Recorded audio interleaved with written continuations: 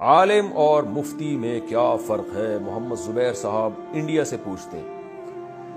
دیکھیں، محمد زبیر صاحب، عالم کا مطلب ہوتا ہے جس نے پراپر علم حاصل کر لیا، قرآن کی تفسیر پڑھ لی، اس نے حدیث پڑھ لی، اس نے عربی گرامر پہ عبور حاصل ہو گیا، عربی ادب سیکھا اس نے،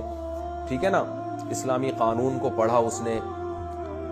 تو چند بیسک چیزیں ہوتی ہیں عالم بننے کے لیے۔ سب سے پہلے عربی زبان پہ عبور ہونا چاہیے، وہ عربی جو قرآنک اور حدیث کی عربی ہے۔ جدید عربی آنا ضروری نہیں ہے، اچھی بات ہے آ جائے، لیکن جو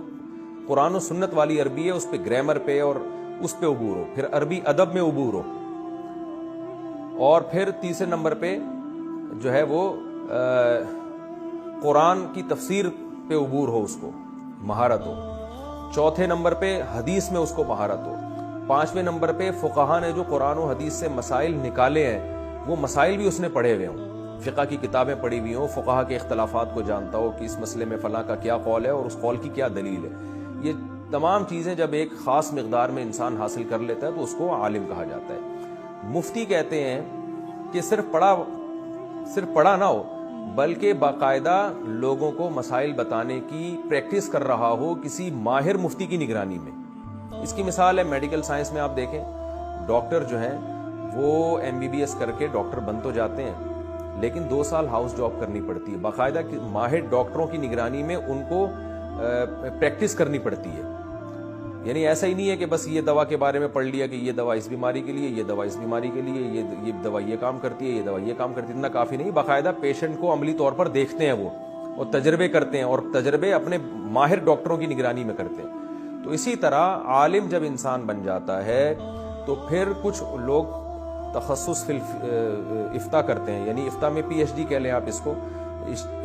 فتوے کی لائن میں مہارت حاصل کرنے کے لیے باقاعدہ پریکٹس کرتے ہیں۔ پریکٹس کا مطلب کہ اب کتابوں سے نکل کے پریکٹیکل لائف میں آتے ہیں، لوگ جو مسائل ان سے پوچھ رہے ہیں وہ اس کو حل کرتے ہیں، ریسرچ کر کے قرآن و سنت اور جو فقہ کی کتابیں ہیں ان میں تحقیق کر کے، غور کر کے ان مسائل کا جواب دیتے ہیں۔ تو وہ پریکٹس کر کر کے ان کو بہت زیادہ مہارت حاصل ہو جاتی ہے۔ تو یہ پریکٹس بڑے علماء کہتے ہیں کہ کم سے کم کسی ماہر مفتی کی نگرانی میں 10 سال پریکٹس کسی نے کی ہو، کم سے کم یہ مقدار ہے، اور صبح شام یہ پریکٹس کرتا ہو۔ ایسا نہیں کہ 1 مہینے میں ایک فتویٰ حل کر لیا اس نے، باقاعدہ کسی ماہر مفتی کی نگرانی میں کم سے کم 10 سال پریکٹس کی ہو تو مفتی بن جائے گا وہ، بشرطے کہ اس کے دماغ میں یہ صلاحیت بھی ہے، اللہ نے اس کو یہ صلاحیت بھی دی ہے کہ وہ بال کی کھال اتارنا جانتا ہو، یعنی وہ دلائل کا تجزیہ کرنا، اور جو ہے نا فقہ الواقع کا مطلب ہوتا ہے کہ جو مسئلہ اس کے سامنے، جو صورت اس کے سامنے آئی ہے، تو فقہا کے کلام سے یہ نکالنا کہ یہ والی فقہا کی عبارت یا قرآن و حدیث کی یہ والی حدیث یا یہ قرآن کی آیت اس پر منطبق ہوتی بھی ہے کہ نہیں ہوتی ہے، اس میں اس کو اللہ نے صلاحیت دی ہو۔ اس لیے علماء کہتے ہیں بعض لوگ 25 سال کیا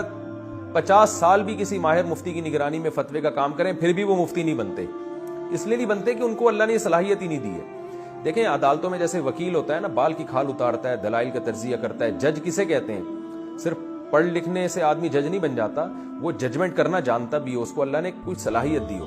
ورنہ وہ مکھنچو قسم کا جج بنے گا، لوگوں کو بس صرف کتابیں دیکھ دیکھ کے فیصلے کرتا رہے گا۔ وہ